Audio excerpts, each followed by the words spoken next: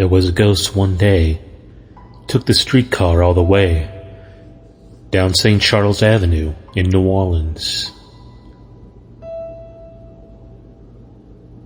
The ghost stepped off the car. Couldn't have made it very far. To the college bar.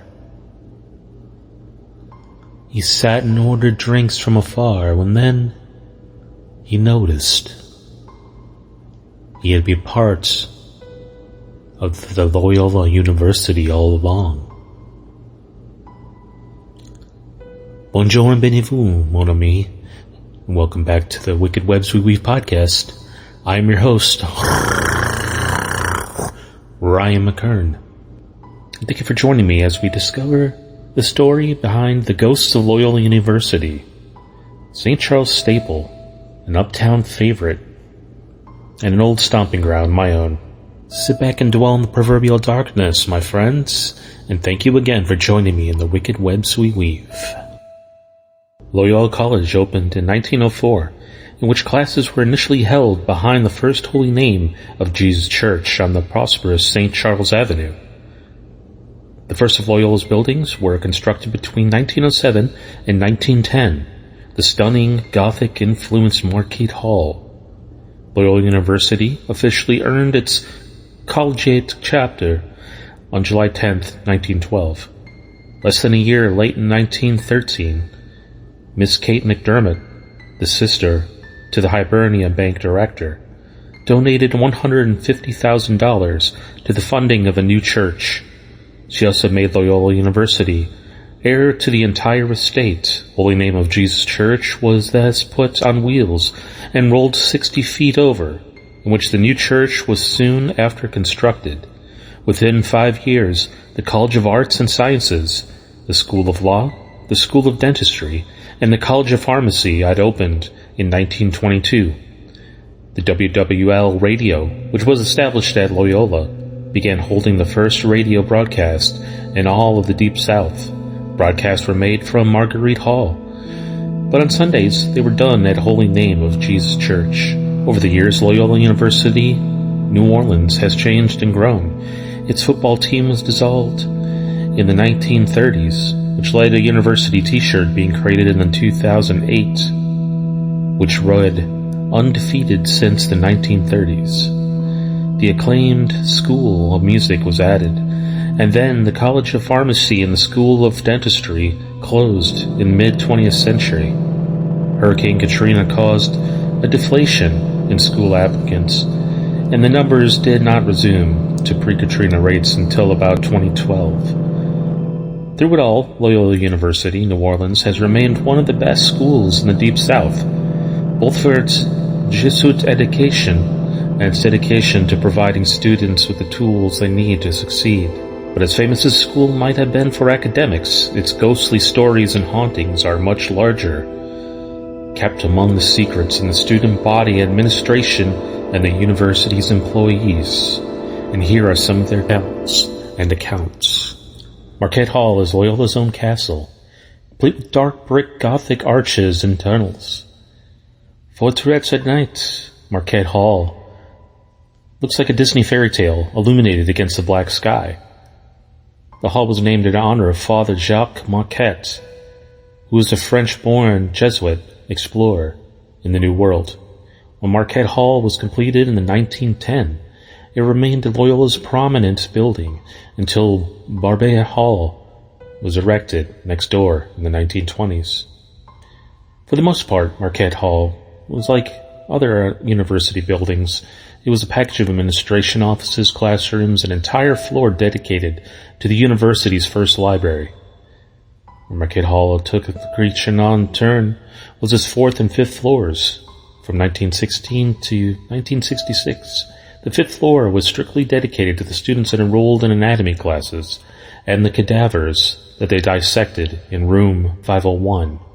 The rest of the floor was the university's very own morgue for the dentistry school. Since the building elevator did not ascend to the 5th floor, Loyola installed a crane to the back of the Marquette Hall, as well as an external winch on the 5th floor, so that the corpses could be hauled up.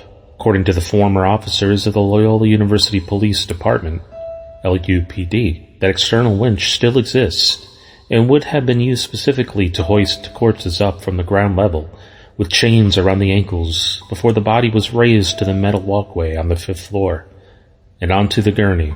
From there, workers could wheel the gurney into the building. While Marquette Hall no longer uses the top or floors as either a dissection area or a morgue, their ambiance still seems to be imprinted from the days gone by with students sworn to feel abrupt temperature changes from a chill setting over the shoulders, to sweat prickling from their forehead, and the sudden heat, a presence and chill.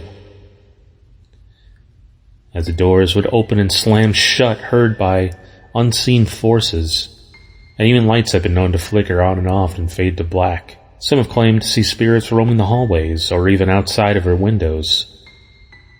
Many students back during the school's morgue days would often learn the hard way when a body was being hoisted. If you were sitting by the window in class on the 4th floor and you heard the pulleys creaking, you knew they were bringing up a dead body. Sometimes a stretcher would drift and tilt and a bare foot would stick out from underneath the sheets. Today's students and staff swear that when the windows are open they can still hear an eerie cranking of the pulley system, even though no cadavers have been brought into the Marquette Hall in over 50 years. For centuries, Vatican City had a separate unit of the church dedicated strictly to evicting the devil from the sanctity of human life. Sometimes the devil came in the form of religious and not approved by the church, albeit the Ascension Crusade of the 13th century. By 1891, with the release of the Ouija board, the possibility that the average person could use a board game to connect with the dead became a reality to many eyes in the religious market and panic stage. Less than a century later, there was the movie premiere of The Exorcist, which forever changed cinema and horror movies. But in 1968, Loyola University, New Orleans, had its own exorcism. In a 1974 article written for the university's newspaper, The Maroon, an investigation began to prove that an exorcism had occurred in one of the school's dorms, Buddig Hall. The bizarre activity began, naturally, with the Ouija board. Two 18-year-old girls living in room 813, Marie and Brenda, frequently broke out the Ouija board. Sometimes, although not always, the girls from room 812 joined in as well. They came into contact with what they labeled as an evil spirit who wanted to possess Marie.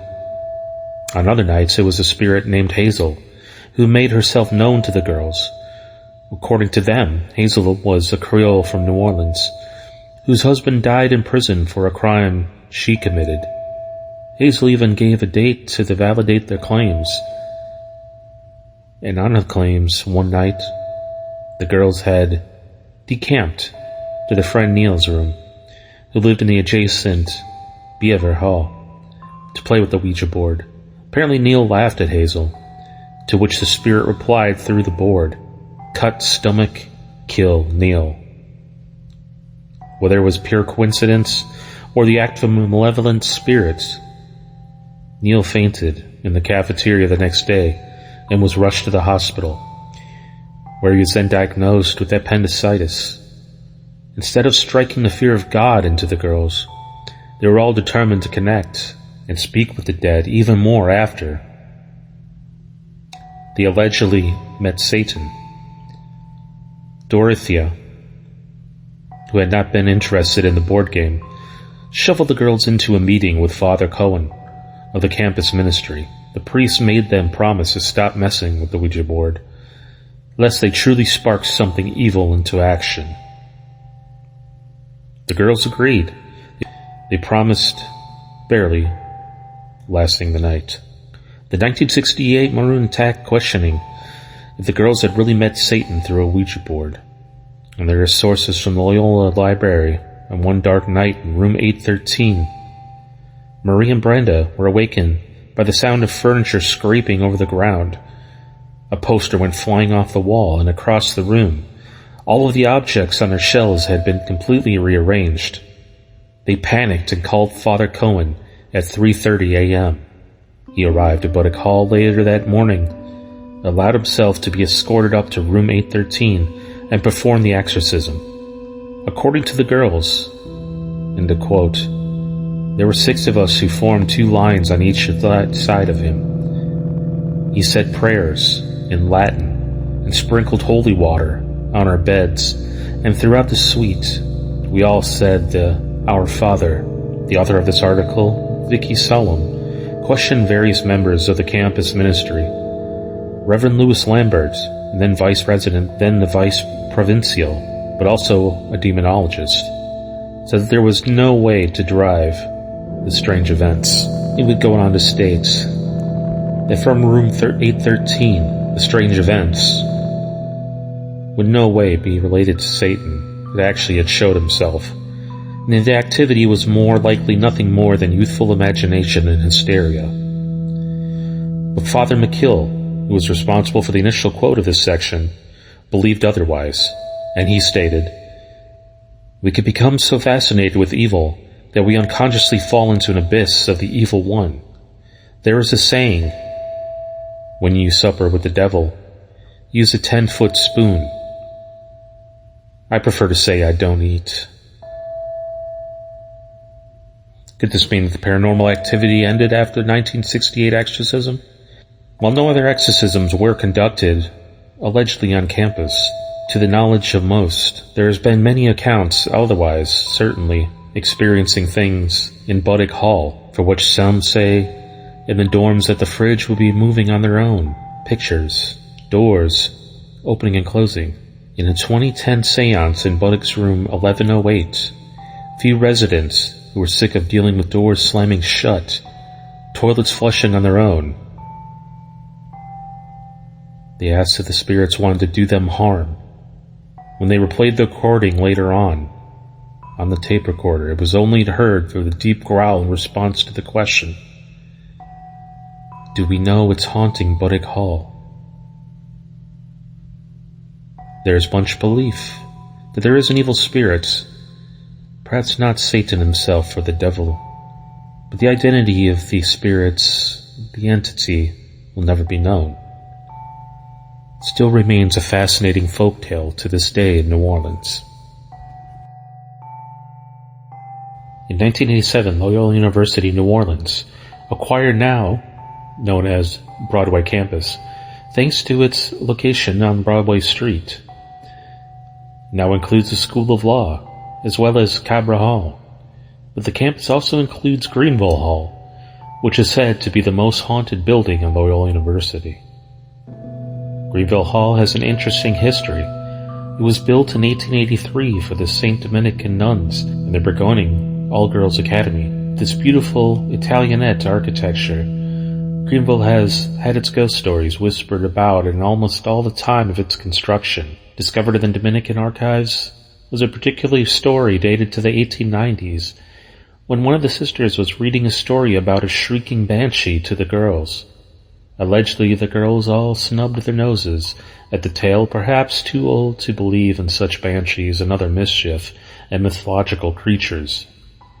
And they headed off to bed. At some point in the middle of the night, however, a shrill scream spilt the air and split in half the noise, rousing all the girls and sending them into the fits of fear. Sister Mary Joseph claimed, and she said, "I really don't know what it is, but it's nothing you need to fear." What followed the morning was the girls repeated the stories to some of their mothers who had come to visit. The mothers, too, waved a dismissive hand. No doubt it was the shrieking had been the sound of the Charles B. Concho steamboat sailing down the Mississippi River. They said all of New Orleans had to have heard it. Or was that the shrieking of the steamboat or something of the paranormal? We don't know. The Dominicans sold the property in 1982, and it remained eerily vacant until Loyola purchased it around 1989. Ghostly legends have circulated around a pregnant nun who supposedly hanged herself from the building's cupola. Others have claimed that there was once a passageway beneath Greenville that led to different buildings, and in those tunnels underneath, sometimes bones were found. an ossuary perhaps, catacombs.